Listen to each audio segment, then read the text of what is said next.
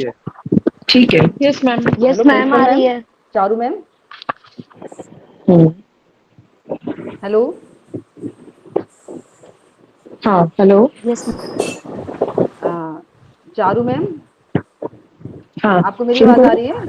हाँ हाँ। मैम आपका शायद माइक, आप म्यूट है मैम, आप नहीं शायद। नहीं, इज ओपन। हेलो मैम, आप शायद म्यूट हैं। देखो आ रही है। मैम आप अनम्यूट करिए, शायद मेरा आप म्यूट है मैम, मेरा देखिए खुला हुआ आपकी है आवाज नहीं आ भाई। रही है। मेरी तो आ रही है आवाज। वो कभी कोई कह रहा था आ रही है। अब देखो। मैम आपकी यस आवाज मैम नहीं आ आ रही रही है है। मैम। सुनीति सुनीति मैम आपकी आ रही साइड है। से कोई इशू है, नहीं तो चारों मैम की आवाज आ रही है। मैम आपकी आवाज नहीं आ रही। अरे भाई सुनीति तुम्हारी मैम तरफ से आपके, इशू होगा। हाँ, सुनीता मैम की तरफ से, सुनीति मैम की हेलो। तरफ से इशू है शायद। हाँ जी। हेलो। हाँ दोनों की आ रही है, चारों जन की आ भी आ रही रही है, है, सभी ठीक की है। भी आ रही Good ठीक है afternoon, मैम, कुछ participants. अ, Sir. सर कोई सर हाँ कुछ आ रही है टेक्निकल सुनीति इशू की आवाज। वजह, जी जी सर, कुछ टेक्निकल इशू की वजह से ये मीटिंग हम और मैम ज्वाइन नहीं कर पाए। अब ये ज्वाइन है। हमारी जो शॉर्ट टर्म कोर्स हो रहा है स्टार्ट आज से, एएमयू अलीगढ़ के सौजन से, इसकी हमारी कोऑर्डिनेटर हैं Gokuldas girls inter college, sorry Gokuldas girls degree college की प्राचार्य प्रोफेसर चारू मेहरोत्रा जी। वो अब आपसे बात करेंगी इस शॉर्ट टर्म कोर्स के बारे में। Ma'am over to you. अच्छा थैंक हेलो। यू सुनीति। जी जी हाँ जी थैंक जी। यू सुनीति। हाँ now I think Director Madam Dr. Faiza Abbasi must be here, or if she is not here, but I render my respect to her. And my course co-coordinator Dr. Suniti Lata, she is my colleague also. As well, she is from B.Ed Department, Gokuldas Hindu Girls College, Muradabad, and all the learned resource persons and participants. I, Professor Charu Mehrotra, Principal, Gokuldas Hindu Girls College, Muradabad, and the coordinator of this 43rd online Malviya Mission Teachers Training Program of NEP 2020 Orientation and Sensitization Program. Welcome you all in this program.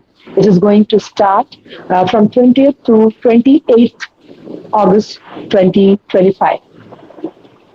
Now, it's both my pleasure and honor to address such an august gathering of scholars today, which has come here to explore the possibilities and challenges of National Education Policy, yeah, Program 2020. In my opinion, this online orientation program, it aims to enhance your vision and render a comprehensive understanding of the mission with which the NEP 2020 has been introduced by Government of India, as well as it sensitize and acquaint teachers and students alike to this relatively new form of imparting, I think, higher education. As we all know, keeping in mind uh, the four main objects or aims of higher education, NEP was for quality, equity, access, and accountability. With these four objects, this NEP was introduced, and it significantly focuses uh, on the highest quality education for all learners, irrespectively of any social or economic background.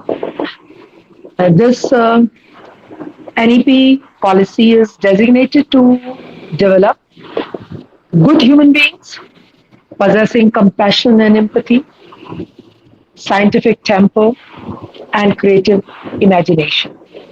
With all these things, it has been introduced, and our online this program of orientation and sensitization program by MMTTP is based on it. And I, on behalf of Gokuldas Hindu Girls College Muradabad, consider it an excellent opportunity and privilege to collaborate with Malviya Mission Teachers Training Center, Aligarh Muslim University, in this relevant and enlightening course which will surely benefit all the participants with the knowledge and insight of our learned resource persons. And I wish that this program will be great intellectual and academic success. Thank you.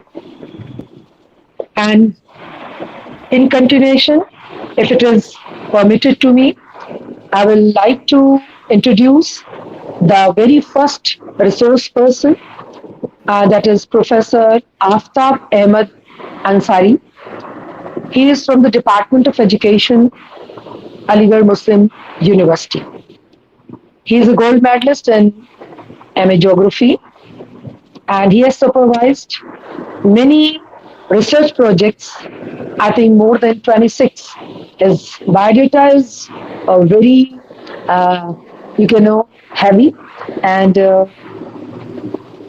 I'm unable, means it is not possible to sum it up, Thank sum you, up ma'am. all the qualities of Professor Aftab Ahmed Ansari in few words. It will take, I think, more than an hour to describe his qualities and academic achievements. But in brief, he has published books also, and he has felicitated on academic as well as many administrative important posts also, and he had been supervisor in many fields, and many more achievements are there. But I give him all the best and congratulations to Akhtarji that Thank you, we are ma'am. lucky to have such a speaker and resource person with us. And I wish that his lecture will surely benefit you and will make you see the more horizons of knowledge, and you will be aware of many things which at present you may not be knowing. Thank you, sir. Over to you. Thank you for your generous introduction. I would like to thanks to the Faiza ma'am for giving me this opportunity. And without any delay, I would like to start the topic which has been assigned to me, that teacher-centric and student-centric method of teaching. Basically, participants, this is not one-way discussion. I will say one-way communication. I would like to ask in between few questions from you, and I hope that you will respond properly. आप भी teacher हैं, हम भी teacher हैं, तो मुझे नहीं लगता कि कोई बहुत ज़्यादा गैप है आपके हमारे में. That's because we are in the same field. तो ऑफ कोर्स आपके पास भी बहुत सारी नॉलेज होगी, तो आप शेयर करेंगे हमसे इन बिटवीन. और लास्ट में हम थोड़ा वक्त रखेंगे कि आपको कोई डाउट्स हो या आपको कोई सजेशंस हो जो मैं इनकॉर्पोरेट कर सकूं अपने इस डिस्कशन में, इस डिस्कोर्स ऑफ लेक्चर में, तो उसको हम इनकॉर्पोरेट भी करेंगे. और you are most welcome if you have any suggestion. But at the end I am just starting this topic. Slide change हो रहा है, बताइए जरा हमको.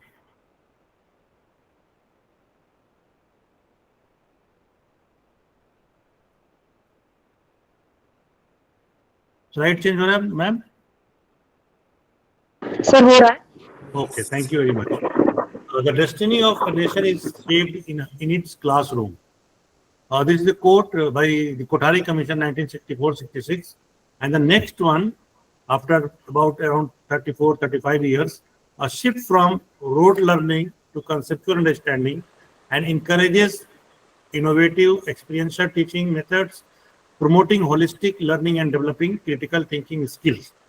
These are the two very important lines. The first one is given by the Kothari Commission 1964-66, and now this recently about which we are talking too much, that is the NEP 2020. It says that the shift from rote learning to the conceptual understanding, and encourages innovative experiential teaching methods, promoting holistic learning and developing critical thinking. These are the two quotations. Of course, there is a temporal gap between this Kothari Commission and NEP 2020, and in the same way you will find that there is also gap as far as these words are concerned. चाहे वो Kothari commission की लाइनें हो या फिर ये आपकी NEP 2020 की लाइनें हो, दोनों में भी आप पाएंगे कि एक ह्यूज गैप है. वहां पे सिर्फ ये कहा गया है कि destiny of nation is being shaped in a classroom. Of course it is very much true कि किसी भी देश की जो उसका भाग्य जो है वो उसके कक्षाओं में पलता है या कक्षाओं में संवारा जाता है। But here NEP 2020 goes little bit ahead about this quotation। यानी मैं ये कहूँ कि ये एक तरह से उसका एक्सप्लेनेशन है तो गलत नहीं होगा। So the next point which I want to convey and I want to ask, what is teaching? Because here we all are teachers. So give me a very short answer from your side. What is teaching? Anyone? आपको क्या लगता है teaching क्या है? कोई बताएगा? Participants?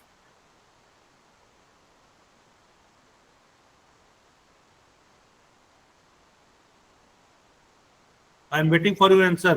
कि teaching किसे कहते हैं? टीचिंग क्या है? स्टूडेंट की पर्सनालिटी को डेवलप करना। Yes, ठीक है, okay, very good. Teacher, How student की to personality को develop the knowledge. Sorry, next one. Development of insights. Spreading the knowledge with others. Development of insights. Okay. और कोई बताए?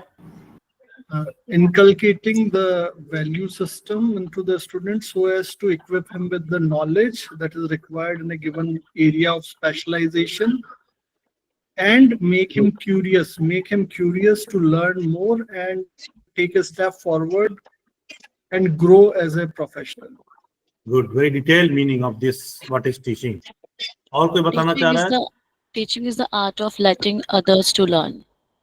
Yes, teaching is the art of let him to others learn. So चलिए, teaching are the ideas and beliefs that are taught by somebody. ठीक ठीक। अब देखते हैं, थोड़ा सा आप लोगों की बात की मैंने थोड़ा सा यहाँ पे समाहित करने की कोशिश की है, कंक्लूड करने की कोशिश की है। लेकिन देखते हैं what is the meaning of teaching. Teaching is the process of imparting knowledge, skill and values to others. Simple सी बात है। First what we inculcate that is knowledge and then we try to make them, अभी किसी ने बताया कि उनको inculcate करना, we try to make them skillful knowledge and then we also try to make them value based knowledge. So we can say that teaching is the process of imparting knowledge, skills and values to others. The next meaning of this, it involves the sharing of information and ideas to facilitate learning and understanding. Sharing of information, whatever information we have, we just share in the classroom to the others, the students, and facilitate them what they have their own knowledge and learning, understanding. The third meaning of this teaching is teaching can take place in a variety of settings. Of course, teaching is not only conducted in the classroom, it includes schools, university, workplace, and informal setting. So that is also called, if you are not in a classroom and you are teaching someone, that will be also called teaching. The next one is effective teaching involves the use of appropriate methods and strategies to engage learners, facilitate their learning and help them to achieve their learning goals. This is also called teaching. So the role of teacher is to create a positive, supportive learning environment, provide guidance and feedback, and help learners develop the skill and knowledge they need to succeed. This is also called teaching. Meaning thereby, good teaching is essential for the development of individuals and society as a whole, as it helps to foster critical thinking, creativity, and innovation. So this all comprises. You cannot say that one thing, that giving the knowledge from one side to other side is called teaching. You cannot say that teaching is only imparting the knowledge. Teaching is a very much comprehensive term, which only a teacher can understand and a teacher can define, and teacher can give the meaning of this comprehensive term, that is teaching. Now let's see another point. There are so many psychologists and philosophers who have given the definite meaning of, which is called definition. जैसे हमने यहाँ पे जो coat किया उसमें दो तीन चीजें मैं बता दूं, दो तीन लोगों का मैंने कोट किया है. H.C. Morrison, teaching is an intimate contact between the more mature personality and a less mature one. इसको भी मोरिसन के मुताबिक टीचिंग कही जाती है कि अगर कोई मोर मेच्योर person जो है he can just interact or contact between the with the less mature person is also a kind of teaching. Jackson defines teaching is a face-to-face encounters between two or more persons, one of whom teacher instead of effect certain changes in the other participant, that is the student. अगर ये भी process कहीं हो रहा है, it means that is also called teaching. Clerk teaching refers to activities that are designed and performed to produce the student's behavior. Are you getting my point? ये मतलब, and the most important definition given by B.F. Skinner, teaching is the arrangement of contingencies of reinforcement. Being a psychologist, he has just emphasized on the reinforcement. If we reinforce much more, the teaching will take place much. यानी इन्होंने उसको relate किया reinforcement से, कि जितना ज्यादा हम reinforce करते हैं बच्चे को, उतनी ज्यादा हमारी अच्छी टीचिंग होती है, उतनी ज्यादा टीचिंग बेहतर होती है. Word Book of Encyclopedia defines the process by which one person helps others achieve knowledge, skill, and aptitude. This is also called teaching. Now again, my question with the participants is, what is learning? हमने तो teaching कर दिया, पढ़ा दिया बच्चों को. How you will define learning? Anyone? Good afternoon, sir. One by one, please. Sir, learning is that we have to change the behavior of the student. Good. And giving a right guidance to us, so he grow up. Okay.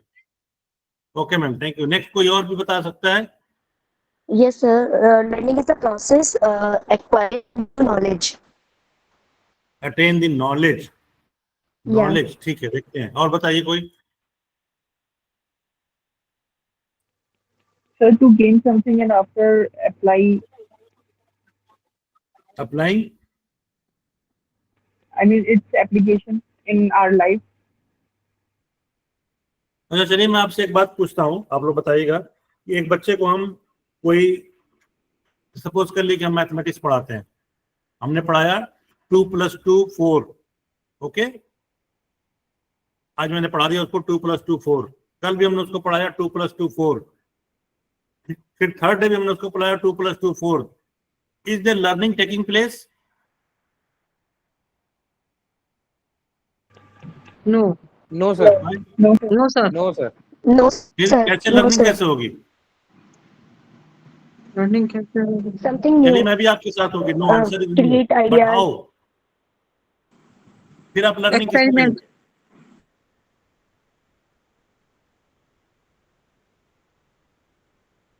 बताइए, कोई बता रहा है? बताइए, जल्दी बताइए.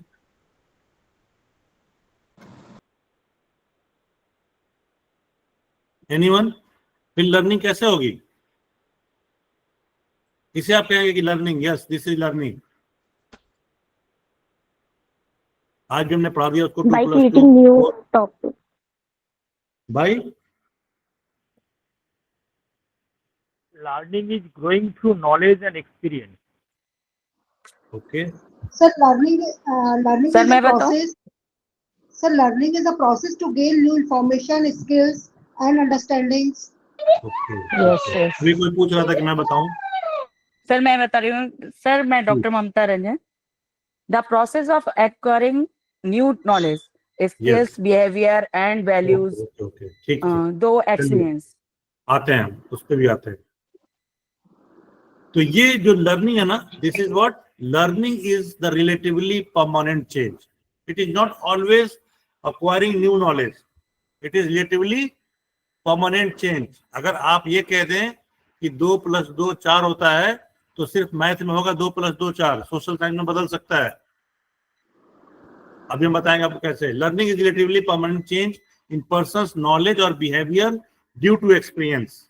ठीक है, अब इसको जब हम डिटेल करते हैं नीचे आके, दिस डेफिनेशन और this meaning of the learning is have 3 dimension.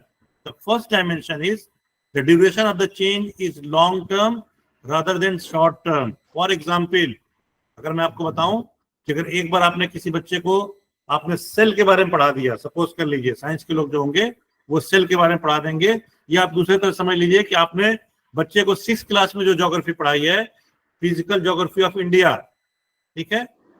अब आप उसको 8th क्लास में जो फिजिकल ज्योग्राफी पढ़ा रहे हैं वहां भी फिजिकल ज्योग्राफी ऑफ इंडिया पढ़ाते हैं, बट देयर इज चेंज, वहां पे कुछ और फिजिकल ज्योग्राफी ऑफ इंडिया होगा, 12th क्लास में कुछ और होगा, एंड ग्रेजुएशन में टॉपिक तो वही रहेगा, कंटेंट बदलता चला जाएगा। इट मींस दैट अब बच्चा ये कहे कि मैडम आपने physical geography of India 6th class में जो पढ़ाया वो तो चेंज हो गया 8th क्लास में, और फिर 12th में भी चेंज हो गया, और फिर आप ग्रेजुएशन में भी चेंज हो रहा है, लेकिन इंडिया वही है। इट मींस दैट लर्निंग तब उसकी होगी जब पहले की जो आप लोगों ने बताया कि चेंज हो, 2+2 रोज हम पढ़ा रहे हैं, there is no nothing new, कोई नई चीज हम नहीं समझा रहे हैं, उसको एक ही चीज को रिपीट कर रहे हैं। तो पहली बात तो आप लोगों की बिल्कुल सही है कि नया नॉलेज होना चाहिए, नई addition of knowledge is called learning, basically addition of new knowledge is called learning. वो आप लोगों की तरफ से बिल्कुल सही जवाब आया, इसलिए मैं उससे आगे की बात बता रहा हूं। But that new knowledge must qualify the relatively permanent change. अगर वो रिलेटिवली परमानेंट चेंज नहीं क्वालिफाई कर रहा है, रिलेटिवली परमानेंट चेंज का मतलब आप सब लोग समझ रहे हैं कि अगर उससे एडवांस वर्जन कोई आ गया, जैसे आप लोग देखिए अपने मोबाइल के ऐप को हमेशा आप अपडेट करते रहते हैं। ऑफ कोर्स जो आपके पास आज ऐप है वो काम कर रहा है, वो पिछले ऐप से बेहतर है, लेकिन वो परमानेंट चेंज नहीं हुआ है। उससे बेहतर ऐप अगर आ जाएगा या उसमें कोई और अपग्रेड आ जाएगा, अपडेट आ जाएगा, तो आप उसे कल फिर अपडेट करते हैं और वो आता भी रहता है मैसेज। तो knowledge is not permanent change, knowledge is relatively permanent change. Knowledge is not always new, it is relatively new.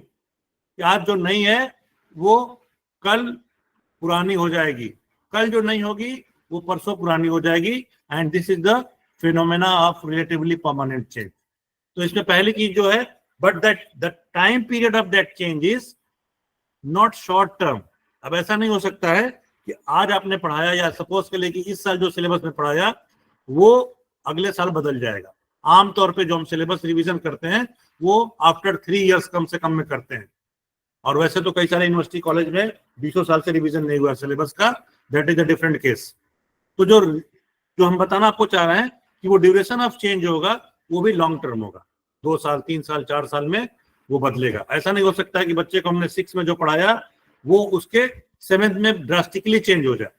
The second point is the locus of change is content and structure of knowledge in the memory और behaviour of the learner. क्या change हो रहा है? Content change हो रहा है, structure of knowledge change हो रहा है।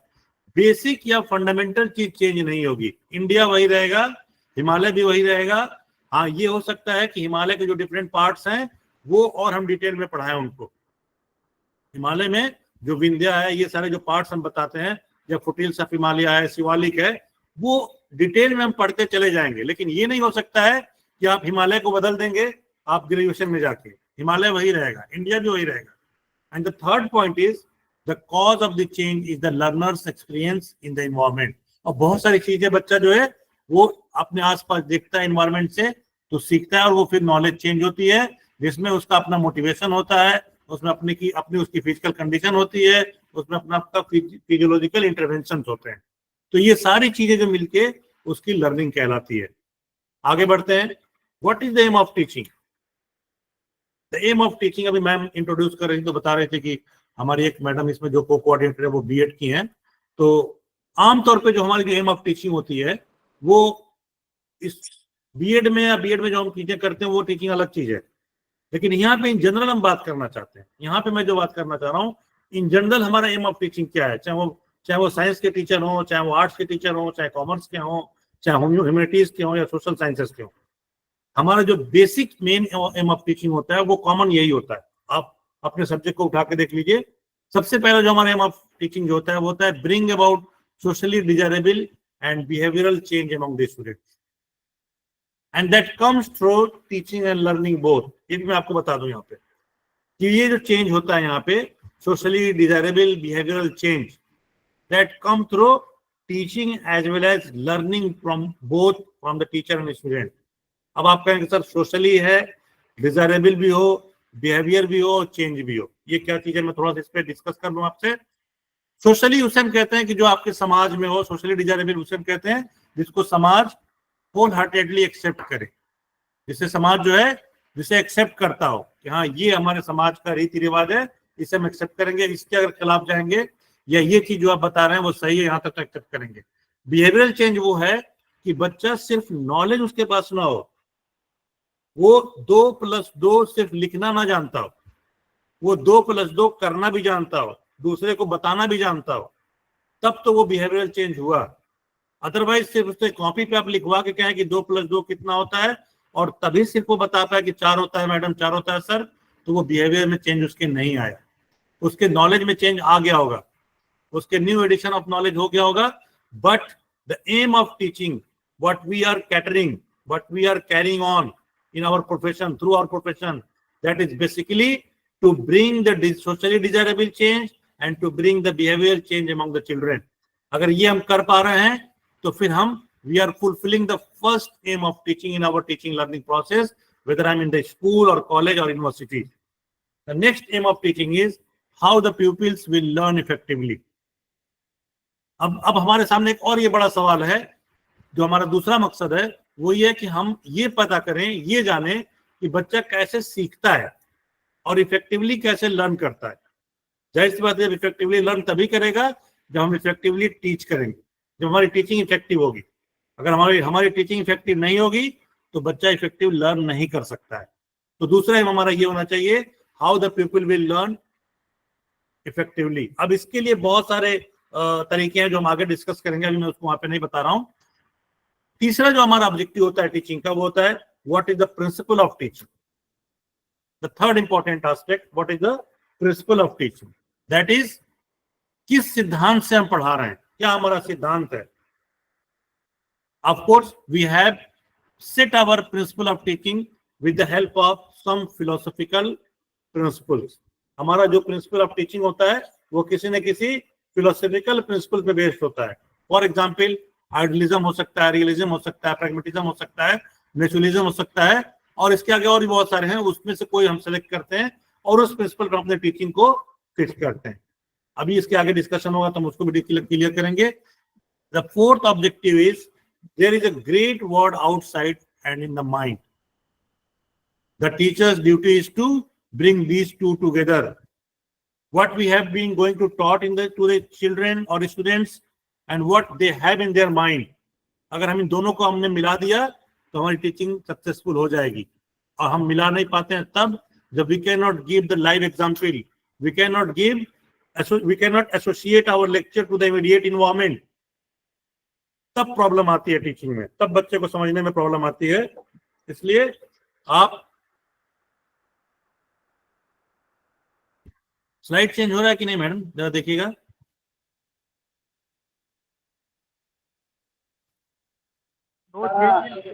अब हो रहा है slide change? Yes sir. Okay,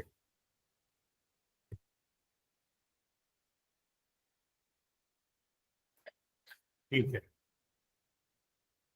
तो फोर्थ की बात जो मैं कर रहा था कि the teacher's duty is to bring these two together. बच्चे के दिमाग में क्या चल रहा है और आप पढ़ाना क्या चाहते हैं, दुनिया में बाहर क्या चीजें वो देख रहा है और किताबों में क्या चीजें, उसको अगर आपने मैच कर लिया तो फिर तो टीचिंग होगी। Otherwise there will be a gap, there will be a kind of gap between what you are teaching and what he is observing outside the classroom और in the world where he lives. तो this is the form of teaching.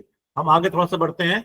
This process of interpreting the word of knowledge to the child's mind is called method of teaching. ये चारों जो objective है ना, इसको achieve करने के लिए we have to adopt some method of teaching which is also known as style of presentation of content in the classroom. हम method of teaching कह ले उसको, या style of presentation कह ले content को, उसको हम कहते हैं method of teaching। अब आगे थोड़ा सा बढ़ते हैं, इसको देखते हैं method of teaching क्या होता है। आप लोगों के मुताबिक method of teaching क्या है? आपके मुताबिक मेथड ऑफ टीचिंग किसे कहते हैं? एनीवन, कोई बताएगा? सर जिसमें प्रैक्टिकल और थ्योरेटिकल दोनों नॉलेज दी जाए स्टूडेंट को। ठीक है, चलिए और कुछ हो सकता है? Techniques and methodologies that we used to teach. Good, techniques and methodology used to teach. ठीक है, और कोई बताए? कुछ और भी चीज हो सकती है इसमें? The method by which we can give knowledge effectively to the students. Okay, चलिए मैं ज्यादा लोगों से नहीं पूछूंगा, मैं आगे आता हूँ पॉइंट पे। मैंने भी कुछ लिखा है आपके लिए, समझने की कोशिश करिएगा इसको। बेसिकली अभी किसी ने कहा भी था ये बात कि the teaching is an art and there are some born teacher. ये भी बिल्कुल सही है कि कभी कभी हम ऐसा देखते हैं कि किसी ने बीएड भी किया है, एमएड भी किया है, बहुत सारे कोर्सेज भी किए हैं टीचिंग टेक्निक्स के, और पीएचडी भी कर लिया उन्होंने अपने सब्जेक्ट में, but when he stand to teach in the classroom he is not able to properly deliver the content. So what whom you blame, किसको आप कहेंगे? और एक आदमी ऐसा होता है जो सिर्फ सिंपली एमए किया होता है, जब क्लासरूम में खड़ा होता है तो भरी होती है पूरी खचाखच क्लासरूम। अब जैसे आप लोग बहुत से टीचर्स के नाम सुने होंगे, बहुत से टीचर ऐसे हैं, एक आईएएस के टीचर है दिव्यदर्शी सर, एक है Khan sir, I think they have not avail any proper training, लेकिन बहुत अच्छे टीचर कहलाते हैं वो। तो इसलिए ये बात कही जाती है कि the teaching is an art and there are some born teacher. तो कुछ लोग ऐसे होते हैं ना जो बॉर्न टीचर होते हैं, लेकिन उसके साथ साथ ये भी बात है, a majority of teacher who have no inherent flair of teaching and are unable to arouse that much interest in the students to learn, who can improve upon by practice and by following the various method of teaching. But yes, method of teaching can create and can make you an effective teacher. चलिए हम आपको ये तो कह सकते हैं कि आप बॉर्न टीचर नहीं हैं, आप गिफ्टेड टीचर नहीं हो सकते हैं, लेकिन अगर आप कुछ रिगरस प्रैक्टिस करेंगे, कुछ ऐसे कोर्सेस करेंगे जो कि आप उसको करने के बाद कुछ मेथड सीख जाएंगे, और उस मेथड के जरिए क्या होगा, आप अच्छे टीचर बन सकते हैं, device from due course of time. और वो ड्यू कोर्स ऑफ टाइम आप जानते ही हैं, बहुत सारी टीचर्स ट्रेनिंग कोर्सेज होती हैं, बहुत सारे आपके रिफ्रेशमेंट कोर्स रिफ्रेशर कोर्सेज होते हैं, बहुत सारे आपके ओरिएंटेशन कोर्स होते हैं, इंडक्शन प्रोग्राम होते हैं, and also such type programme which are being conducted by the MUHRDC in collaboration of your college। तो ये भी एक तरीका है आपको अपने मेथड को सीखने का, अपने एक नॉर्मल टीचर से एक गिफ्टेड टीचर या एक बॉर्न टीचर बनने का, एक वो टीचर बनने का जिसके पास बहुत सारे मेथड की और बहुत सारी स्किल्स की जानकारी, और वो अच्छे से अपनी टीचिंग को इफेक्टिव कर सके। It is an essential that every teacher should be acquainted with the different method of teaching, and of course we all are teacher, so we must know how many methods of teaching are there and how we can use that method of teaching to make our teaching learning process more effective in our classroom. So participants, let's see what are those methods, and I'm going ahead a little bit. The term teaching method and method of teaching refers to, दोनों same है, इसमें आप confuse होने की जरूरत नहीं है, the general principle, pedagogy, management strategies and used for classroom instruction। एक तो ये हमारे पास है कि जनरल प्रिंसिपल हम सेट करते हैं, पेडागोजी एंड मैनेजमेंट हम स्ट्रेटजी डिसाइड करते हैं, और वो मकसद क्या होता है, क्लासरूम में इंस्ट्रक्शन देने के लिए। दूसरा जो है, your choice of teaching method depends on what fits you to your educational philosophy. जाहिर सी बात है, आपकी एजुकेशनल फिलोसफी क्या है, आप किस फिलोसफी में बिलीव करते हैं। If you are believing in the educational philosophy that is idealism, तो you have to be adopt and you have to select your method of teaching according to what idealism proposes। ठीक है। दूसरा क्या है, classroom demography, classroom कैसी है, छोटे बच्चे हैं मेथड ऑफ टीचिंग बदल जाएगा, बड़े बच्चे हैं मेथड ऑफ टीचिंग चेंज हो जाएगा, कॉलेज के बच्चे हैं मेथड ऑफ टीचिंग चेंज हो जाएगा, डिफरेंट सोशियो इकोनॉमिक बैकग्राउंड के बच्चे हैं, of course you will adopt different method of teaching, different parts of India से बच्चे हैं, different culture, caste, creed, religion से है, तो फिर आपको दूसरी मेथड से पढ़ाना होगा। You have to think about this. Subject area में भी टीचिंग मेथड अब बदल जाएगा। साइंस पढ़ाने के लिए आपको दूसरा मेथड एडॉप्ट करना पड़ेगा, और सोशल साइंस पढ़ाने के लिए आपके पास दूसरा मेथड एडॉप्ट करना पड़ेगा। एंड स्कूल मिशन स्टेटमेंट, और एक और इंपॉर्टेंट चीज होता है कि आपके स्कूल का मिशन क्या है, what you want to become. आप देख लीजिए मिशनरी स्कूल में, जो मिशनरी स्कूल आपके शहरों में चलाए जाते हैं, उनके वहां आप पिन ड्रॉप साइलेंट पाएंगे। That means they are following the idealistic philosophy, idealism की फिलोसफी को प्रीफर करते हैं। ठीक है, ये सारी चीजें हैं, हम आगे देख रहे हैं डिटेल में। Now the question is which method of teaching is suitable for a teacher, ये हम बाद में सवाल करेंगे। हम आगे आते हैं। हमने classification of method of teaching को यहाँ पे लिखा है और क्लासिफाई किया है। इसे हम आपको वन बाय वन समझाते हैं और आप भी समझने की कोशिश करिएगा। Basically this method of teaching is not new for us, ना आपके लिए नया है न मेरे लिए न्यू है। बस समझने की जरूरत है कि हमें कब कौन से मेथड को अपने टीचिंग को बेहतर बनाने के लिए यूज करना है। The method of teaching can be classified into two major types. The first one is teacher centric method of teaching and the second one is student centric method of teaching. And of course this is our this is the basic crux of our this topic and our this today's discussion, and we are approaching very fast to our basic concept, that is, let's just see the teacher centric method of teaching. मैंने कुछ points लिखा आपको समझाने के लिए। अब basically आप थोड़ा सा क्लियर हो जाइए कि टीचर सेंट्रिक वाकई में होता क्या है। The teacher centric approach to teaching is mainly expository type, in which the focus is on telling, memorization and recalling information. हम नाम बहुत सुने हैं ये टीचर सेंट्रिक का। आज थोड़ा इसको डिटेल में समझने की कोशिश करते हैं कि जहां पे सिर्फ बताया जाता हो, जहां पे मेमोराइजेशन पे जोर दिया जाता हो, या जहां पे पढ़ा के पूछ के सवाल बात खत्म कर दी जाती हो, रिकॉल करा के बात खत्म हो जाती है, उसे भी हम कह सकते हैं teacher centric method. The student are just passive recipient and of knowledge. बच्चे क्या है, सिर्फ सुनते हैं। क्या करते हैं, उनको सिर्फ सुनने का राइट है, बोलने का राइट ना हो। अगर इस तरह की मेथड में आप पढ़ा रहे हैं, इस तरह की मेथड का आप इस्तेमाल करते हैं अपनी टीचिंग में, तो this is called teacher centric method. The participant is teaching learning process is restricted. मैंने पहले बता दिया कि जहां पर रिस्ट्रिक्शन उनके पास कि no you can not speak, no you can not discuss, आप हिल भी नहीं सकते हैं। The next point is student are allowed to only asking and answering question. वो भी कब, जब लास्ट में, जब टीचर का विश और विल हो तो बच्चे सवाल पूछ सकते हैं, otherwise they can not interfere in the lecture period. In teaching environment is very much formalized. In teacher centric method of teaching, environment is very formal, not informal, like कि आप बहुत कैजुअली किसी से बात नहीं कर सकते हैं, कैजुअली किसी से पूछ नहीं सकते हैं, टीचर से इंटरेक्शन नहीं हो सकता है, तो उसे भी हम टीचर सेंट्रिक मेथड कहते हैं। Teacher occupies central position in the classroom, यानी कि टीचर जो है वो क्या होता है, पूरे क्लासरूम का सर्वे सर्वा होता है, मालिक होता है, डूज एंड डोंट को डिसाइड करने वाला होता है। If this is the situation of your classroom, my dear participants, you are following the teacher centric method of teaching. Okay, चलते आगे चलते हैं थोड़ा सा। अब ये टीचर सेंट्रिक में भी इसके 3 डायमेंशंस है। पहला डायमेंशन जो कहलाता है वो कहलाता है सब्सटेंसिव डायमेंशन, दूसरा कहलाता है procedural dimension, and the third one is environmental dimension. देखते हैं जरा तीनों डायमेंशन में क्या क्या चीजें हैं। बेसिकली सब्सटेंटिव डायमेंशन का मतलब ये हुआ, मैं बहुत ज्यादा डिटेल में नहीं जा रहा हूं, मैं आपको सिर्फ टू द पॉइंट समझाने की कोशिश कर रहा हूं, जहां पे हम सवाल करके सिर्फ फोकस ऑन सब्सटेंस। हमने पूछ लिया the emphasize the what rather than how and when.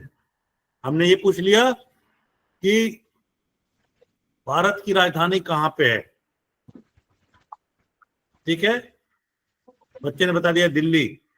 अब आगे हमने कोई सवाल नहीं किया, कोई चीज क्या है, आंसर मिल गया, बात खत्म। आगे कैसे है, कब ऐसा हुआ, we don't bother about that.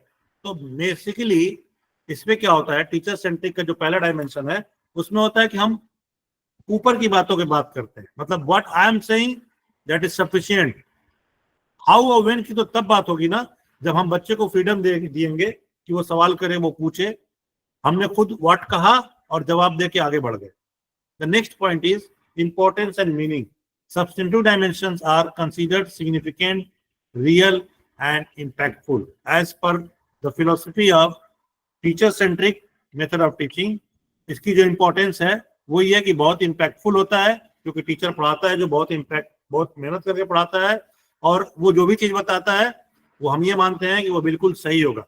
In some cases ऐसा भी हमने पाया है कि बच्चे को कभी टीचर ने गलती से भी गलत चीजें पढ़ा दी, और जब उसके पेरेंट्स देखते हैं और कहते हैं बेटा ये गलत है, तो बच्चा कहता है नहीं आप गलत हैं, हमारे टीचर ने जो पढ़ाया वो सही है। तो दिस इज व्हाट, समटाइम ये भी हो जाता है। तो this is what the one is importance and meaning इसकी क्या है कि हम ये मान लेते हैं कि टीचर ने जो पढ़ाया वो सही पढ़ाया होगा। This is what the one of the dimension of teacher centric method. The another one is procedural method and procedural dimension. Basically procedural dimension refers to the method, strategies and activity used to facilitate learning. Procedure का मतलब basically यहाँ पे ये है कि आप teacher ने classroom में कैसे किस प्रोसीजर को फॉलो किया during teaching learning process with teacher centric method. तो पहला जो इसमें पॉइंट है वो है साइंटिफिक फैक्ट्स या साइंस फैक्ट एंड इंफॉर्मेशन, वो दिया जाता है। ठीक है, उतना आपने दे दिया, वो फैक्ट्स आप बता देते हैं, उसको रिपीट करा देते हैं, रिपीटेशन हो जाता है, एक बार बताया, दो बार बताया, तीन बार बताया, मेमोराइज करा देते हैं, ये प्रोसीजर होता है। टीचर डोमिनेट होता है, ये भी प्रोसीजर होता है। अगर ज्यादा आप सवाल जवाब करेंगे, अगर आपको याद नहीं होगा, मेमोराइज नहीं किए रहेंगे तो टीचर डांट देगा। And teacher is like authority of the whole class. So this is procedural dimension. The third dimension which is environmental dimension. ये मैंने पहले भी आपको बताया था कि इस तरह के मेथड ऑफ टीचिंग में, आई मीन टू से teacher centric method of teaching में, जो क्लासरूम, जो टीचिंग लर्निंग का एनवायरनमेंट होता है वो बहुत ही फॉर्मल होता है, रिस्ट्रिक्टिव होता है, प्रॉपर सिटिंग अरेंजमेंट होता है, नो और minimal use of new technology. एक और बहुत अच्छी बात कह लीजिए या खराब बात कि इसमें टेक्नोलॉजी को इंकरेजमेंट नहीं मिलता है। टीचर सेंट्रिक मेथड में टेक्नोलॉजी जो है वो उसको मतलब बहुत कम यूज किया जाता है। That is also one of the environmental dimension of the teacher centric method. And the one is respect for traditional institution. इसीलिए आपने देखा होगा कि अब इस तरह की पढ़ाई जो है ना वो ट्रेडिशनल इंस्टीट्यूशन में ही बची हुई है। बाकी सब जगह जो टीचिंग लर्निंग प्रोसेस है वो 2 वे एंड 3 वे प्रोसेस हो गई है, वो एक तरह से फ्री हो गई है। बच्चे एक तरह से, टीचर वहां पे जो है वो फैसिलिटेटर का काम करता है, but still there are some traditional institutions, हम उसमें कह सकते हैं कि लाइक अलीगढ़, BHU, जामिया, जहाँ पे अभी कुछ ट्रेडिशनल्स बाकी हैं, वहां पे आज भी टीचर सेंट्रिक मेथड से पढ़ाई होती है। ठीक है, अब आते हैं प्यूपिल सेंट्रिक मेथड ऑफ टीचिंग। ये क्या है भाई, इसमें भी सेम डायमेंशंस है, but the meaning of dimension is changed, drastically change, you will find drastically change। substantive का meaning यहाँ दूसरा हो जाएगा, different procedures यहाँ पढ़ाया जाता है, and third environment भी different होगा, क्योंकि हमने मेथड ही चेंज कर दिया, फिलोसफी चेंज हो गई यहाँ पे। लेट्स सी substantive dimension में, here the substantive dimension in teachers in student centric method, the teaching substantive dimension refers to the core, essential, fundamental aspect of something। Next आगे देखते हैं। First point is scientific method of inquiry. We always encourage student to inquire many things. हम बच्चे को problem देते हैं और बच्चे के ऊपर छोड़ देते हैं, वो इंक्वायर करता है। बच्चे को हम क्या करते हैं, reflective method of teaching. Reflective क्या होता है, हमने उससे काम कराया और we are present over there and we just give them feedback immediately and try and inform them to correct that. तो ये एक दूसरा उसका सब्सटेंसिव डायमेंशन है। तीसरा जो है साइंटिफिक कॉन्सेप्ट, डिस्कस करना, साइंटिफिक कॉन्सेप्ट को बताना, एंड साइंटिफिक जनरलाइजेशन। अगर आप पानी नहीं बचाएंगे या अगर आप ऐसा नहीं करेंगे, या सपोज कर ले हमने उसको दे दिया वाटर कंजर्वेशन पे असाइनमेंट 5-6 बच्चों को लिखने के लिए और कह दिया कि कुछ इसको फिगर बना के आप इसको इंटरप्रेट करिए। बच्चे जो चीज बनाते हैं वो उनको फ्रीडम मिला हुआ है, ऐसा नहीं कि आपने बताया, आपने सिर्फ वो क्या किया, एज ए फैसिलिटेटर आप उनको थीम दे दिया। तो दिस इज कॉल्ड, वो चीजें लेके आते हैं which can be generalise in our society. तो इसको कहते हैं जनरलाइज, साइंटिफिक जनरलाइजेशन। अब प्रोसीजर पे क्या होता है भाई, किस प्रोसीजर से पढ़ाया जाता है, the procedural dimension contract with the substantive dimension. Basically एकदम डिफरेंट है सब्सटेंसिव डायमेंशन से, लाइक व्हाट और content of learning. It is about the process and technique employed in the teaching learning. with पूरा detail teaching learning में क्या क्या employ कर सकते हैं, क्या क्या आप इस्तेमाल कर सकते हैं। Discovery and explanation of relationship. पहला तो ये कर सकते हैं।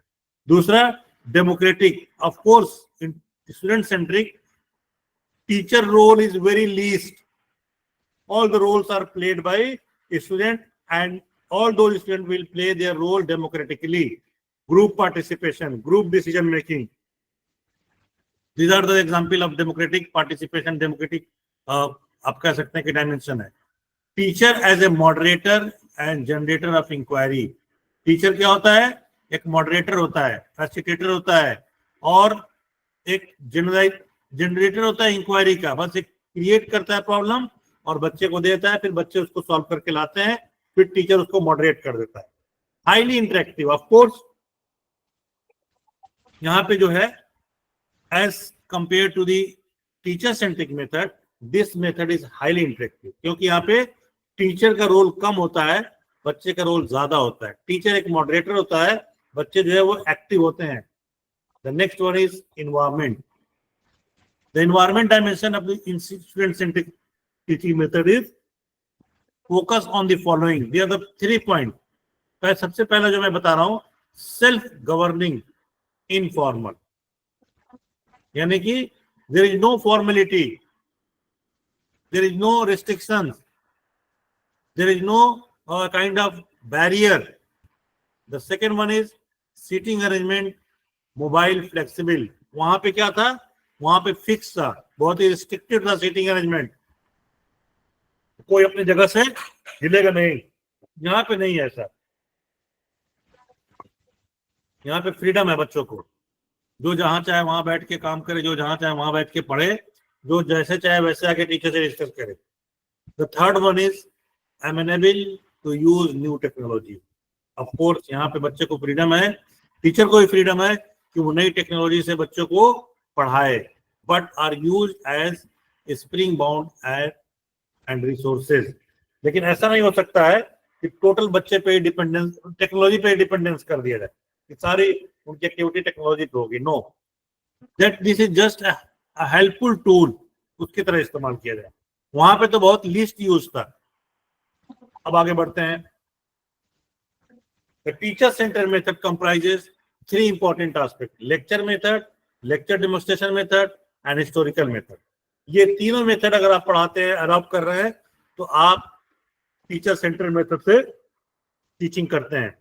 अपनी लेक्चर मेथड बहुत इजी है और बहुत सिंपलेस्ट है, और ये भी कहा जाता है कि बहुत पुराना है। ये जब से टीचिंग का कॉन्सेप्ट शुरू हुआ है तब से ही लेक्चर मेथड की शुरुआत हुई है, ऐसा माना जाता है, ऐसा विश्वास है डिफरेंट साइकोलॉजिस्ट का, सोशियोलॉजिस्ट का, जो एजुकेशनिस्ट है, कि जैसे जब से टीचिंग लर्निंग की शुरुआत हुई है तब से लेक्चर मेथड है। The simplest way of define the lecture method of teaching is the teacher speaks and student listen. और इसके कुछ फायदे भी हो, मैं आपको बता दूं कि बेनिफिट्स क्या है। कि लेक्चर मेथड ऑफ टीचिंग जो है वो साइन को सेव करता है। आप बोल रहे हैं, आप जब चाहेंगे तब शॉर्ट कर लेंगे, जब चाहेंगे तब बढ़ा लेंगे, जितने टाइम आपको दिया जाएगा उतने टाइम अपनी बात रखने की कोशिश करेंगे। This is one of the advantage. Scalability का मतलब ये होता है, another advantage of large number of student को आप पढ़ा सकते हैं। आप स्केल को बढ़ाते जाइए, नंबर ऑफ स्टूडेंट बढ़ता जाएगा। अब आप देख लीजिए, अब जो स्पेशली पोस्ट कोविड पीरियड, आप पाएंगे कि ये स्केलेबिलिटी इतनी बढ़ गई है कि अब आप देखिए, आप मुरादाबाद में बैठे हैं, न जाने आपके जो फैकल्टी मेंबर्स हैं वो कहाँ कहाँ बैठे होंगे। And this is only possible through lecture method. अगर मैं यहाँ पे कोई एक्सपेरिमेंट करा रहा होता, अगर मैं चाहता आपसे कोई प्रोजेक्ट वर्क कर रहा हूँ, अगर मैं चाहता आपसे कोई डिस्कशन कर रहा हूँ, तो it is very difficult through this mode of online and through this method of teaching, that is lecture method. So of course my lecture is also very much dominate by lecture, but I tried my level best to participate, to give you opportunity to you all of my dear participants to participate in my lecture, in this lecture. So basically scalability जो है ना वो भी बहुत बड़ी हो सकती है इसमें, बल्कि स्टूडेंट सेंट्रिक में ये पॉसिबल नहीं है। क्यों पॉसिबल नहीं है? क्योंकि टीचर जो मॉडरेटर है वो कुछ बच्चों को ही कंट्रोल कर सकता है, सारे बच्चों को कंट्रोल नहीं कर सकता। बट लेक्चर मेथड में क्या है कि मैक्सिमम बच्चों को कवर किया जा सकता है, मैक्सिमम स्टूडेंट को आप, पार्टिसिपेंट को आप कवर कर सकते हैं। every student gets the same thing.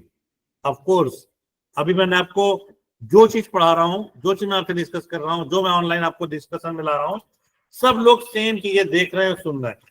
लेकिन जब अगर डिस्कशन मेथड होता, टीचर्स के बजाय स्टूडेंट सेंट्रिक मेथड होता, तो वहां पे हर बच्चे को मैं अलग अलग चीज बताता. ये भी पॉसिबिलिटी थी कि एक ही सवाल के दो बच्चों को मैं हो सकता है कि अलग अलग जवाब देता, और होता सेम जवाब, लेकिन बताने का अंदाज, बताने का तरीका बदल जाता. So but in case of lecture method, there is least chance of variation. Good for big group. जब बड़े ग्रुप होना, तो मुझे लगता है कि लेक्चर मेथड से या टीचर सेंट्रिक मेथड से पढ़ाने का जो फायदा है वो दूसरे मेथड में नहीं है. Provides additional content. इसमें एडिशनल कंटेंट प्रोवाइड किया जाता है. हम आपको पढ़ाने के बाद, डिस्कशन के बाद ये भी चांस है कि मैं आपसे, आप कहें तो मैं आपको ये प्रोवाइड कर दूं, भाई ये मेरा पीपीटी है, आप चाहिए तो ले लीजिए. कुछ राइटअप होता है आपके क्लास में, बच्चों को दे देते हैं. तो ये भी चांसेस है कि लेक्चर के बाद आप कुछ राइटअप भी दे सकते हैं, कुछ मटेरियल भी प्रोवाइड कर सकते हैं बच्चे को. वहां पे ये प्रॉब्लम है, वहां पे ये चांस नहीं है. क्लियर प्लान होता है आपके पास कि हम आज क्या पढ़ा रहे हैं और कहाँ तक पढ़ाना है हमको. वहां पे आप क्योंकि बच्चों पे डिपेंडेंट है, तो वहां पे बच्चों के हिसाब चलेंगे. लेक्चर डेमोन्स्ट्रेशन मेथड, यहाँ पे आप क्या करते हैं, लेक्चर भी देते हैं, साथ साथ डेमोन्स्ट्रेट भी करते हैं. अगर हमें ये इस गिलास का शेप बताना हो, तो मैं बताऊंगा इस गिलास का इस्तेमाल क्या करते हैं, इसका शेप कैसा है, इसमें क्या क्या इस्तेमाल हो सकता है इसका, तो हमने दिखा भी रहे हैं इसको, आपको बता भी रहे हैं. तो this is what lecture cum demonstration method. Historical method. In this method the topic is developed from its beginning है, carried through various stage of revolution. जब हम टॉपिक को पास से लेके आते हैं, पास से जोड़ते हैं, हिस्टोरिकली हम उसको कनेक्ट करने की कोशिश करते हैं. And each and has its history. Every invention और discovery has its own history and background. The children feel very much interested. और जब इस तरह से हम पढ़ाते हैं कि इस चीज को पास्ट में ले जाके और फिर हम पॉइंट पे आते हैं प्रेजेंट में, तो ये एक डिफरेंट मेथड हो जाता है. और इस मेथड में ये भी पाया जाता है कि बच्चे बहुत ज्यादा इंटरेस्ट से, बहुत ज्यादा इंटरेस्टिंग होकर इसको समझते हैं. It is like this story and the teacher can introduce his talk with a interesting story. ये भी एक तरीका हो सकता है कि हम कोई कहानी बता के, कोई पास्ट के इंसिडेंट या एक्सीडेंट को, इवेंट को बता के हम शुरू करें, तो वो ज्यादा इफेक्टिव टीचिंग होती है. This is third method of teaching. Now प्यूपिल centred method of teaching. इसमें जरा गौर से देखिएगा आप लोग. 6 मेथड ऑफ टीचिंग है जो मैंने यहाँ पे आपके सामने रखने की कोशिश की है. पहला जो कहलाता है ह्यूरिस्टिक मेथड, लेकिन वन बाय वन डिस्कस भी करते जाता है. Heuristic method was given by professor Armstrong. Basically होता क्या है ह्यूरिस्टिक में, वो मैं आपको बहुत शॉर्ट में बताऊंगा. Heuristic method is a method of teaching which involves our placing of the students as far as the possible in attitude of the discover. The word heuristic is derived from Greek word heurisko, which means find out, और Erikson means discover. आमतौर पर हम क्या करते हैं, और ये basically बड़े क्लासेस में थोड़ा बहुत हार्डली फॉलो कर सकते हैं, हम कर सकते हैं वहां भी, ऐसा मुश्किल है. लेकिन स्कूल्स में अक्सर ये किया जाता है कि हम बच्चों को एक प्रॉब्लम देते हैं, एक प्रोजेक्ट देते हैं, और उस प्रोजेक्ट पे हम 3-4 बच्चों का ग्रुप भी बनाते हैं कभी कभी, और एक ग्रुप बनाते हैं, और सिंगल बच्चे को भी देते हैं, और उस ग्रुप में हम प्रॉब्लम देते हैं. बच्चे को खुद कहते हैं कि तुम इंक्वायरी करो इसके बारे में और नोट डाउन करो. So any method which excites children to work and think for themselves can be called heuristic method. अब आप जो भी इस तरह की एक्टिविटी कराएं बच्चों से, करें और इससे बच्चे कुछ सीख सकें, वो ह्यूरिस्टिक मेथड कहलाता है. Heuristic is not a single method. ठीक है, जैसे अगर हम अगर बच्चे से कहें कि मैं कोई एक बात बताता हूं आपको 2-4 लाइनों की, आप इसको पूरी करिएगा. ठीक है, ऑफ कोर्स हमने बात बताई उनको, आपको बजाहिर लगेगा कि ये लेक्चर मेथड है, लेकिन लेक्चर मेथड होगा नहीं, क्योंकि इसमें इन्वॉल्वमेंट बच्चों का भी है. They will complete the story, they will complete that sentence, they will complete that true or false. So this type of activity, if you are conducting in your classroom during teaching learning process, meaning thereby or means that you are following the heuristic method of teaching. The next one is example मैं आपको दे दूं, जैसे inquiry based learning हो गया, problem based learning हो गया, project based learning हो गया. आपने कोई इंक्वायरी करने के दे दिया बच्चों को, कोई प्रॉब्लम दे दिया, उसको सॉल्व करने के दे दिया, अपनी नॉलेज को अप्लाई करके वो सॉल्व करें. या फिर प्रोजेक्ट बेस्ड लर्निंग हो, कोई प्रोजेक्ट आपने दिया, उसमें 4-5 बच्चों को, जैसा मैं भी आपको बता रहा था, वो सारी चीजें अगर करते हैं बच्चे तो वो कहलाता है ह्यूरिस्टिक मेथड ऑफ टीचिंग. फायदा क्या है, जरा इस पे रोशनी डाल दूं मैं कि सबसे बड़ा फायदा जो है ह्यूरिस्टिक मेथड ऑफ टीचिंग का, वो ये है एक्टिव लर्निंग एंड एंगेजमेंट. इस तरह की एक्टिविटी में, चाहे वो आपका इंक्वायरी बेस्ड हो, चाहे वो आपका ये कह लीजिए प्रोजेक्ट मेथड हो, चाहे जो भी हो, उसमें बच्चा एक्टिव रहता है. दूसरी चीज इंपॉर्टेंट जो क्या है, इनहैंस क्रिटिकल थिंकिंग. बच्चे को क्रिटिकल थिंकिंग डेवलप होती है. And the third one is development of problem solving skill. अब जब भी उसके सामने, even not in teaching learning process, even not his student life, even in his personal life, even his future life, whatever the problem he or she will face, he will always have the development, he will always have the problem solving skill, because you have trained them कि अगर कोई problem सामने आए तो कैसे उसे face करना है. आपने और हमने उसे ट्रेंड किया है कि थ्रू दिस ह्यूरिस्टिक मेथड कि सरप्राइजिंगली आपको कोई प्रॉब्लम दिया जा रहा है और कहा जा रहा है कि आप इसे सॉल्व करिए, और सॉल्व करिए अपने नॉलेज के बिना पे, अपने स्किल के बिना पे. ये इंडिविजुअली भी हो सकता है और इन ग्रुप में भी हो सकता है.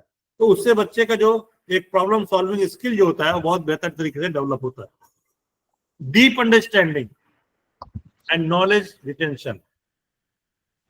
उस टॉपिक के बारे में, उस सब्जेक्ट के बारे में, उस डिसिप्लिन के बारे में अगर आपने ह्यूरिस्टिक मेथड से पढ़ाया है, तो क्योंकि बच्चे खुद से वो काम करते हैं, खुद से उनको इंक्वायरी करनी होती है, खुद से प्रॉब्लम को सॉल्व करना होता है, तो वो एक दूसरे से डिस्कस करके उसको सॉल्व करते हैं. Then they share their own ideas to each other, and that ideas what they are sharing to each other is basically very much important for their future life, and for that purpose and for that way they understand very deeper understanding of knowledge. और वो जो knowledge वो सब सीखते हैं वो काफी दिनों तक रहता है उनके पास, बहुत दिनों तक रिटेन रहता है. This contrast with the rote memory, which often lead to the superficial understanding and rapid forgetting.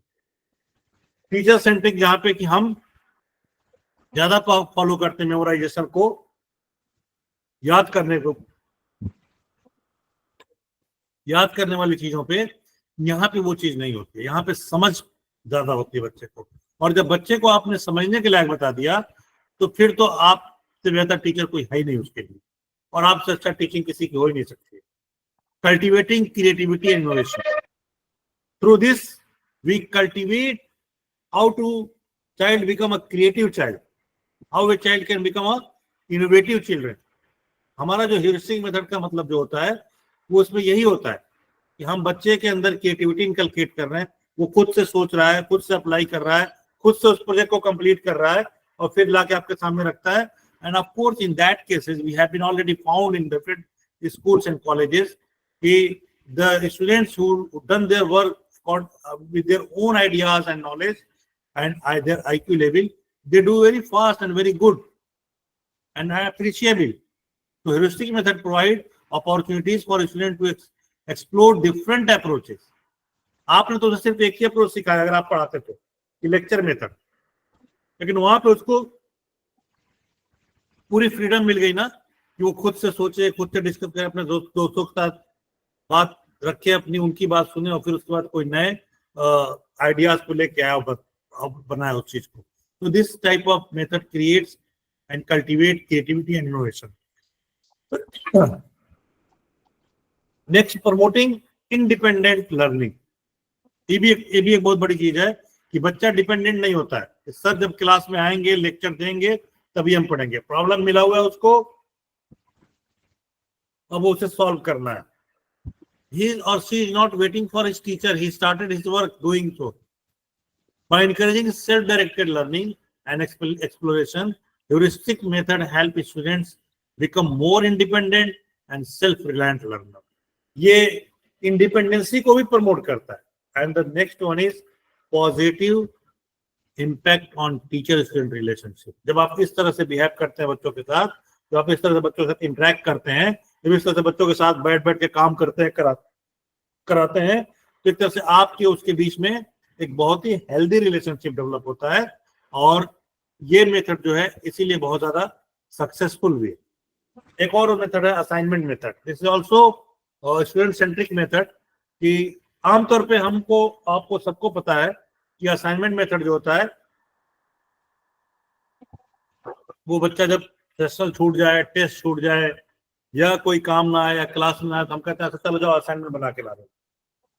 But basically that is not the real meaning of assignment. Assignment का अपने आप में एक डिफरेंट, बहुत ही आप कह सकते हैं कि बहुत ही एक वाइड मीनिंग है. असाइनमेंट हम देते हैं बच्चों को, बच्चे 4-5 पेज लिख के लाते हैं और हम लेके उसको रख लेते हैं. ना बच्चे ने समझ के देख के पढ़ के लिखा, ना हम उसको देखते हैं, समझते हैं, पढ़ते हैं, मार्क्स दे के पास कर देते हैं. चलो असाइनमेंट दिया, पासिंग नंबर दे दीजिए. Assignment basically method is embodiment of both lecture demonstration method and laboratory method. Study करेगा उस टॉपिक पे, उस टॉपिक पे क्या करेगा, लाइब्रेरी में जाएगा. अगर आप साइंस किया है तो उसको लैब में जाना होगा, उसको पहले उसको पढ़ना होगा, समझना होगा, आपके लेक्चर के थ्रू समझना होगा, फिर उसको वहां पे उस लेबोरेटरी में बैठ के उस पर एक्सपेरिमेंट करना होगा. In case of science student, work by the student. So it is include merit of both the methods and best suited for students of high and higher secondary class. ये assignment method basically क्या है ना, ये हम स्कूलों में नहीं देते हैं, स्कूल लेवल पे नहीं देते हैं. आप हायर एजुकेशन में देते हैं या हार्डली हम सेकेंडरी स्कूल तक देते हैं. This is what a method. And another important method जो बेनिफिट्स है असाइनमेंट का, वो ये है कि it promotes self directed learning and research skill. अगर आप असाइनमेंट की बात करेंगे तो सेल्फ डायरेक्टेड लर्निंग की बात करता है ये. Enhances knowledge, application and retention. Knowledge को कैसे बढ़ाया जाए, एप्लीकेशन को कैसे बढ़ाया जाए और रिटेंशन को कैसे बढ़ाया जाए. अगर ये सारी चीजें करनी है तो आपको असाइनमेंट करना होगा. Develops critical thinking and problem solving skill. Teacher ने सिर्फ टॉपिक दिया है असाइनमेंट बनाने के लिए, आपको करके लाना है. If you look so many places, so many materials, of course your critical thinking will automatically improve a lot. Your problem solving skill will also improve a lot. So assignments inculcate also, the benefit of assignment is develop critical thinking, problem solving skills.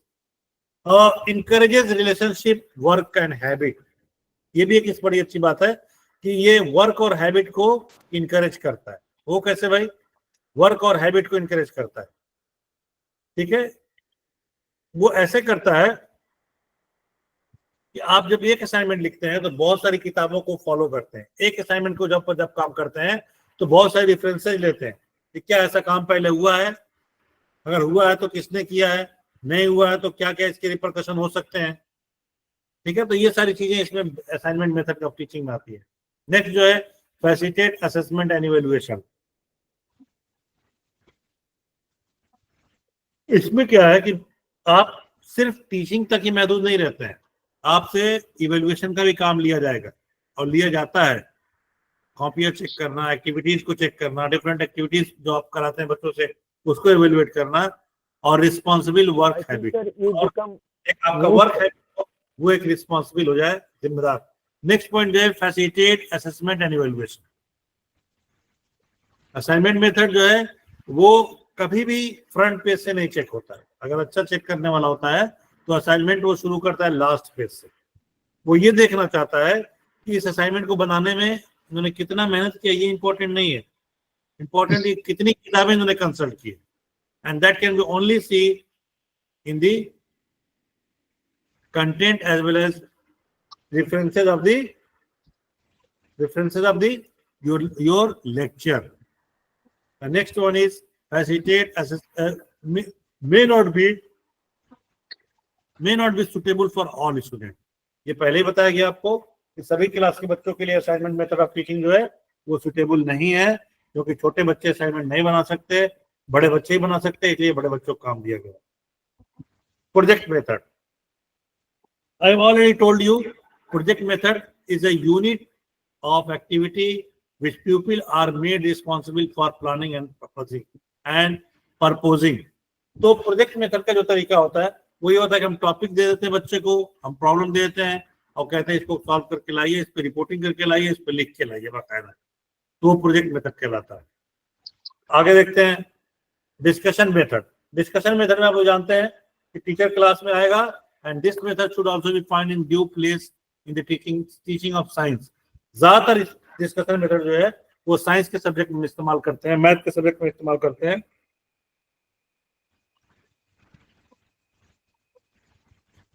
Physics में इस्तेमाल कर सकते हैं। इसके बाद जो आता है आप देखिए इसमें, the teacher gives a brief introduction of the topic for discussion. This is followed by supervised study by the pupil in a group of individually for an hour or so. This references are given by the teacher. ये एक वो है, इसका मकसद वो आप समझ लीजिएगा। The first approach is possible if book block period are provided in the timetable. ये भी, इसमें भी हम डिस्कशन कर सकते हैं। बहुत सारे डिस्कशन होते हैं, बहुत सारे स्कूलों में कॉलेज में होते हैं जहाँ पे बच्चों को डिफरेंट इश्यूज पे डिस्कशन कराया जाता है या किसी प्रोग्राम के तहत कराया जाता है, but even schools and colleges universities follow this tradition. Inductive and deductive method. Inductive method किसे कहते हैं? Inductive method of teaching of the pupil are from particular instance to general conclusion. Particular instance हो, when we drop a book और a stone it falls on the earth. ये inductive method है। क्या method है भाई? Inductive कैसे है कि जब हम कोई आसमान से या ऊपर से कोई चीज उछालते हैं तो जमीन पे आ जाती है, ठीक है। हम ये भी कर सकते हैं कि पहले पढ़ा दें और फिर उछाल के दिखाएं, और ये भी कह सकते हैं कि पहले उछाल दें और फिर हम सबसे सवाल पूछ के पढ़ाएं। तो कौन सा बेहतर होगा? तो first one is, second one is ज्यादा बेहतर होगा कि हम पहले बच्चे से करवा लें फिर हम खुद करके देखें। डिडक्टिव मेथड क्या कहता है? डिडक्टिव मेथड जस्ट इसके अपोजिट आप समझ लीजिए। Deductive method is reverse to the inductive method. In this method rules, generalisations and principles are provided to the students and other, and then they are asked to verify them in the help of particulars examples. This is what deductive method. Role playing method, एक और playing होता है कि आप किसी का role play कर देते हैं। जैसे स्कूल में अक्सर आपने देखा होगा कि डिफरेंट एक्टिविटीज होती है, तो वो आप जो होते हैं वो बिल्कुल बनते नहीं है। स्टेज पे जब आप जाते हैं तो आपको एक दूसरे तरह का रोल प्ले करना होता है, जिसके बारे में आपको बहुत बेहतर तरीके से डायरेक्ट किया जाता है और तैयार किया जाता है। Role playing in the spontaneous demonstration, a situation without any prior release or structured dialogue. This technique is used to, बहुत सारे टेक्निक है रोल प्ले मॉडल में, उसको आप देख लीजिए। Show emotional reactions between of people to a particular situation. दूसरा जो डिस्कशन वैल्यूज, डिस्कशन वैल्यूज क्या है भाई? ठीक है, जहां पे हम डिस्कशन कर सके, बात खुल के कर सके। थर्ड है look at the personal problems in a tomorrow in an impersonal manner। क्या मतलब हुआ? look at a personal problem, दूसरे की भी प्रॉब्लम को आप अपनी प्रॉब्लम समझिए। ये नहीं कि हमारी प्रॉब्लम है उसकी प्रॉब्लम है तो वो जाने, no. Identify attitude of different pupils and different pupil को आइडेंटिफाई करना, कौन सा बच्चा क्या पढ़ा रहा है, किस क्लास में पढ़ा रहा है। This is what to identify. किस बच्चे की क्या लेवल है, किसका क्या आईक्यू लेवल है। अगर आप इस सब को ऑब्जर्व नहीं करते हैं तो you are not an effective teacher, ठीक है। दूसरी जो इंपॉर्टेंट चीज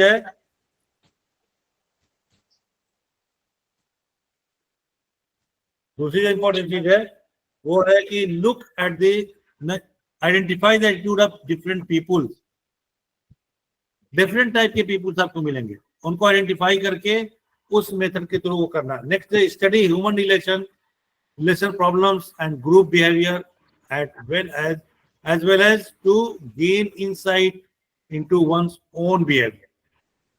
आपको किसी और का, आप ये कह सकते हैं आपको किसी और का रोल प्ले करना है, आप उसके लिए क्या करेंगे, उस आदमी के बिहेवियर को स्टडी करेंगे जो रोल प्ले करना है। सपोज कर लिए किसी नुक्कड़ नाटक में, ड्रामे में आपको टीचर को रोल प्ले करना है, then how you look to teacher, what behavior you should adopt that you should be look like a teacher। तो वो सारी चीजें से आपको सीखना पड़ेगा। ठीक उसी तरह से यहाँ पे भी वो सारी चीजें आपको सीखनी होंगी। अब सवाल ये है कि दोनों मेथड हो गया। Now the question to you, बताएं participants, can you see my slide? Slide दिख रहा है आप लोगों को मेरा? Yes sir। Yes sir। दोनों मेथड आपने डिटेल में सुन लिया, teacher centric, student centric. Yes अब sir। आपका सवाल है ये, मेरे आखिरी 2-3 स्लाइड्स और है जो मैं डिस्कस कर लूंगा से। आपको क्या लगता है, which teaching method is better, teacher centric, Student centric. Sir, it depends on the level of the learners first of all, and many other learner तो factors। आपके सामने है, लर्नर आपके सामने है, हम आपके लर्नर के ऊपर बात कर रहे हैं। वो ये हाइपोथेटिकल बात नहीं, ये प्रैक्टिकली बात हुई है जितनी हुई है। Sir student centric. Student centric बताना पड़ेगा क्यों? सर क्योंकि उसमें बेसिकली हर स्टूडेंट के ऊपर आप जो है अलग अलग से जो फोकस है वो देख सकते हैं स्टूडेंट के ऊपर। अच्छा, फोकस है, देख सकते हैं, चलिए ठीक है। और कोई बताए भाई? Sir student centre. Student centre हो सकता है, ठीक है सर बिकॉज क्योंकि स्टूडेंट टीचर के साथ फुल्ली इन्वॉल्व है, जैसे अच्छा। टीचर पार्टिसिपेट कर रहे हैं वैसे ही स्टूडेंट भी 100% अपना पार्टिसिपेशन है उनका। ठीक है madam. It should be a mixed method approach based on the learning that should be imbibed in the learner. So one can use role plays and all these methods that have been discussed so as to give him the realm of the situation. ये तो 20 की बात हो गई, मैंने आपको एक choose करने के लिए दिया है, मिक्स क्यों कर रहे हैं आप? Sir So student small centric. classes, student centric. आज आपके सामने बच्चे हैं, आज आपके कॉलेज है, आप टीचर हैं, आज बताइए किस टीचिंग मेथड से देश के भविष्य का उद्धार हो सकता For a है? small class sir like student centric. student centric. ठीक है। स्टूडेंट सेंट्रिक होगा सर, क्योंकि पूरे एजुकेशन सिस्टम का जो सेंटर है, एक्सक्यूज मी सर मैं बोल रही हूँ, क्योंकि पूरे एजुकेशन का जो सेंटर है वो चाइल्ड ही है, और अगर हम स्टूडेंट सेंट्रिक होंगे तो उसकी सभी तरह की स्किल्स को डेवलप करने में और उसकी नॉलेज को एनहेंस करने में स्टूडेंट सेंट्रिक मेथड ज्यादा इफेक्टिव है। तो फिर तो मैडम टीचर सेंट्रिक को हटा देना चाहिए। सर आपने एक चूज करने के लिए कहा उस पॉइंट ऑफ व्यू से, नहीं, आपने लेकिन टीचर को नहीं सेंट्रिक किया। आपने मैं वही कहना टीचर इसलिए सर टीचर इसलिए नहीं किया क्योंकि अगर टीचर सेंटर में होता है तो बच्चे को अपने आप को एनहेंस करने में, पर्सनालिटी डेवलप करने में, नॉलेज की सभी विंग्स और डायमेंशंस डेवलप करने में इतनी अपॉर्चुनिटीज नहीं है। राइट, वरना पहले वाले without का जवाब teacher- ये सही है। चलिए कोई बात नहीं, नेक्स्ट कोई और बोल रहे थे? चलिए मैं ज्यादा देर नहीं करूंगा, मैं आगे बढ़ता हूँ। एक और चीज दिखाता हूँ आपको, एक पैराडाइम शिफ्ट हो रहा है यहाँ पे, देखिएगा। ये पैराडाइम शिफ्ट ये है कि कैसे होगा, देखिए जरा। स्टूडेंट सेंट्रिक एक तरफ है आपके राइट साइड में, और लेफ्ट साइड में आपका टीचर सेंट्रिक है। टीचर सेंट्रिक में मैंने बताया, सॉरी संतोष प्रतीक नहीं है। अभी हम आपको टाइम देंगे डिस्कशन के लिए। पहले वाला कॉलम में जो मैंने लिखा पहले मैंने बताया आपको, जैसे कि टीचर सेंट्रिक जो है वो डोमिनेशन होता है, ऑटोक्रेटिक होता है, लीस्ट इंटरेक्टिव होता है, होता है, एग्जाम रिटन होता है। दूसरे वाले में जो मैंने बताया वो बताया कि स्टूडेंट सेंट्रिक में मोर डेमोक्रेटिक होता है, इंटरेक्टिव होता है, टू वे होता है, कम्युनिकेशन प्रोसेस में पॉसिबल है, रियल लाइफ एक्सपीरियंस है, प्रॉब्लम सॉल्विंग एबिलिटीज है। तो इसलिए हम कह सकते हैं, लेकिन इसमें एक और दो चीजें और हैं जो मेरा अगला सवाल है कि why shifting from teacher centric to student centric. This is very very pertinent question. ये आपको बताएगा कि हम क्यों जाने की जरूरत क्यों है। सिर्फ ये कह देना कि देश का भविष्य बनेगा, और क्या हमारी मजबूरियां हैं, और हमारे क्या वजूहत हैं, और क्या फैक्टर्स है। एनीबॉडी वन एक एक बताइए बस factor. I don't want detail, just one point and next, one point and next. So that they can develop their own critical thinking. Okay, ठीक है, गुड। और क्या वजह है भाई? Sir, to gain learning experience. ठीक है, और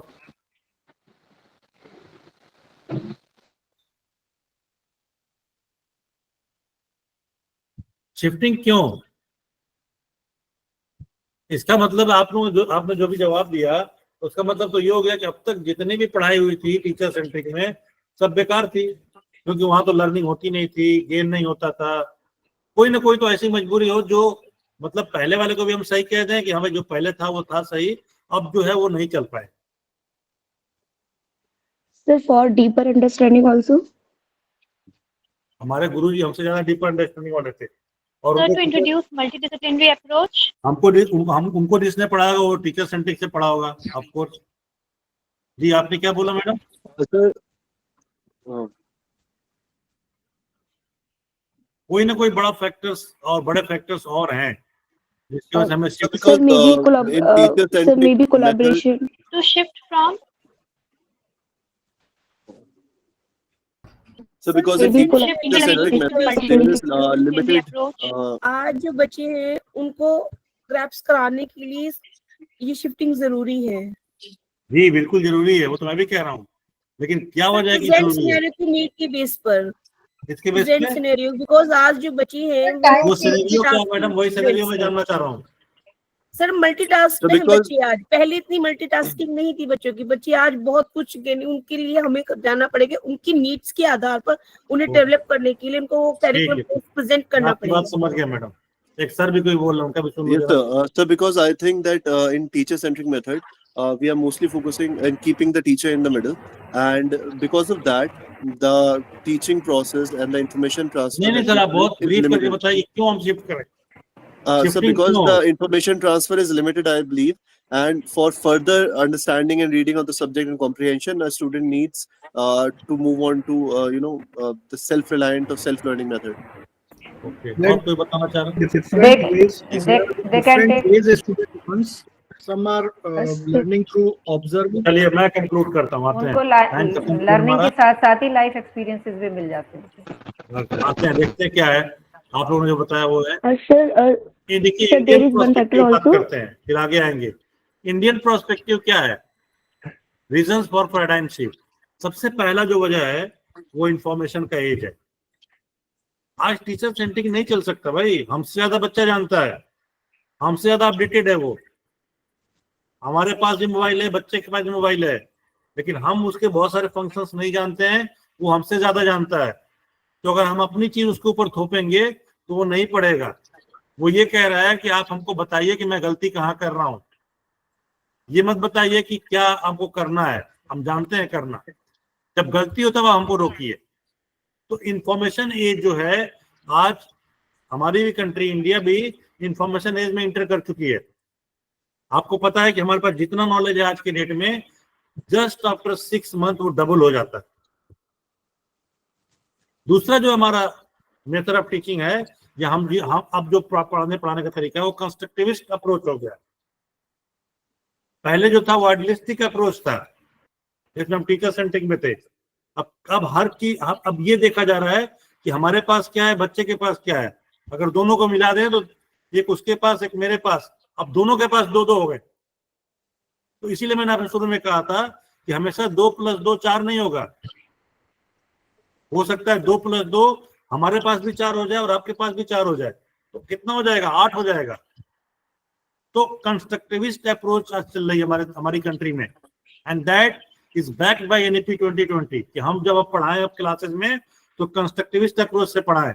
हम अपनी बात, अपनी गाथा अपने पास रखें, पहले बच्चे की गाथा सुने कि वो क्या कह रहा है, because he has something in his mind, in her mind. दूसरी चीज क्या है? Flipped classroom. आजकल ऑनलाइन का कॉन्सेप्ट है, हम ठीक है, हम कुछ चीजें अपनी बताएं और बाकी चीजें बच्चों सुने। चौथी एक और इंपॉर्टेंट चीज जो है, fourth point, that is knowledge society. Knowledge जो है ना वो हर जगह से फूट रही है, समझिए आप। अगर आपके पास मोबाइल है तो you have a lot of knowledge. पहले कहाँ नॉलेज होता था? क्लास में होता था, कॉपी किताब में होता था। अब सिर्फ वहीं तक लिमिटेड नहीं है। Of course knowledge is there also, but knowledge, the source of knowledge is very diversified today. और हो सकता है कि इतना डाइवर्सिफाई है कि कुछ तक आप पहुंच रहे हैं, कुछ तक बच्चा पहुंच रहा है, और कुछ तक दोनों पहुंच जाते हैं। तो इसलिए ये नॉलेज सोसाइटी जो हमारी सोसाइटी हो गई है, तो वहां पे नहीं पता कि हमको जो पता है वो बच्चे को पता है कि नहीं, और ये भी नहीं पता कि जो हमको नहीं पता वो बच्चे को हो सकता है पता हो। That's why child centred method of teaching is more important and easy to access to the sources of knowledge. आप लोगों में से बहुत से लोग पीएचडी होंगे 90s के 80s के, उस वक्त जैसे पीएचडी होती थी और आज जैसे पीएचडी हो रही है। अब देखिए कितना ग्रेट डिफरेंस आ गया है। आपने जैसे रिसर्च रिव्यू किया होगा, आपने लिटरेचर स्टडी किया होगा, आज कैसे किया जा रहा है। तो नॉलेज के पास एक्सेस सबका हो गया। पहले लिमिटेड हुआ करता था। मैं वो लिमिटेड की बात नहीं कर रहा जो एंशिएंट इंडिया में था, मैं तो अभी पोस्ट इंडिपेंडेंस के टाइम की भी बात करूं अगर, तो अब जो नॉलेज में एक्सेस हमारा है वो आज के बच्चे में हमसे ज्यादा बच्चे का नॉलेज एक्सेस है। तो क्यों नहीं हम ऐसा कुछ करें कि 2+2 4 ना होके 2+2 8 हो जाए। And this can be only possible through child centred, student centred teaching method. Now the role of teacher. Role of teacher क्या है? वेरी वेरी शॉर्ट मैं आपको कंक्लूड करूंगा यहाँ पे कि method should be considered in terms of the AIIMS of teaching of subject. Subject क्या है आपका, क्या डिमांड है मेथड का, क्लाइंटेल कौन है, बच्चा कौन है, वहां पे आप आज भी देखिए कॉलेज यूनिवर्सिटी में क्या होता है, जाते हैं तो एकदम अपना कोई 10 साल 15 साल का लेक्चर लेके, I am not just targeting anyone, any teacher. मैं ये बताना चाहता हूं कि आज भी आप देखिए बहुत सारे टीचर्स हमारे हैं जो वही 10 साल 15 साल पुराना, इसके पेपर टूट रहे हैं, फट रहे हैं, वही लेके जाएंगे, वही पढ़ा के आएंगे। आज बदल गया दुनिया। आज वो टॉपिक ही नहीं है, वो कंटेंट ही नहीं है आज, बस पढ़ा के वही आएंगे। Method should provide rich interaction of the people with environment which is in which he lives. Environment, दुनिया, बाहरी दुनिया कोई बातें नहीं होती है कि हाँ भाई क्या चल रहा है दुनिया में, उसके बारे में जरा बात हो जाए, उसको हम रिलेट कर ले अपने टॉपिक से, अपने नॉलेज से। Method should provide opportunities to people to exploring and discovering. हमें ऐसा मेथड अडॉप्ट करने की जरूरत है जहां पे बच्चा कुछ खुद से एक्सप्लोर करे, खुद से डिस्कवर करे नॉलेज को। There should be learning by doing.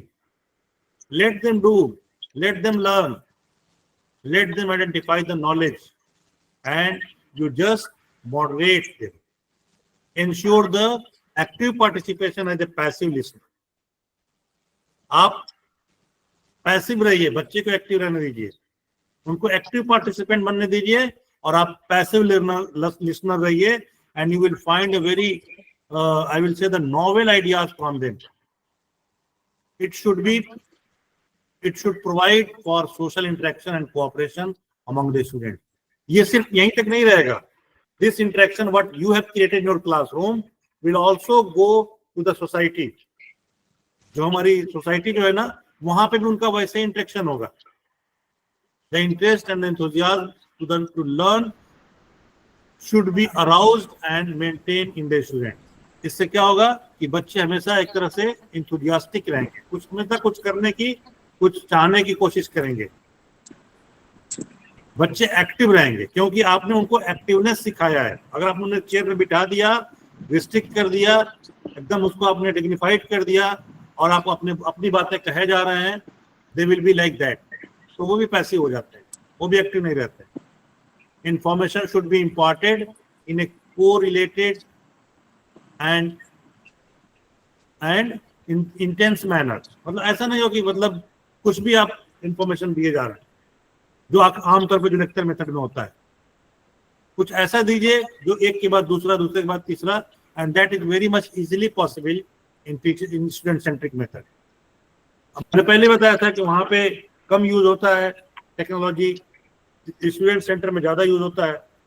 तो use of audio visual aids, आजकल तो आपके पास पावर पॉइंट आ गया है, स्मार्ट क्लासरूम आ गया है, ओवरहेड प्रोजेक्टर्स आ गए हैं, आप उसका इस्तेमाल करिए, बच्चे को दिखाइए, बच्चे का रिएक्शन देखिए, बच्चे से पूछिए, बच्चे से डिस्कशन करिए, पॉइंट लिख दीजिए, बच्चे से कई बार इसको एक्सप्लेन करिए।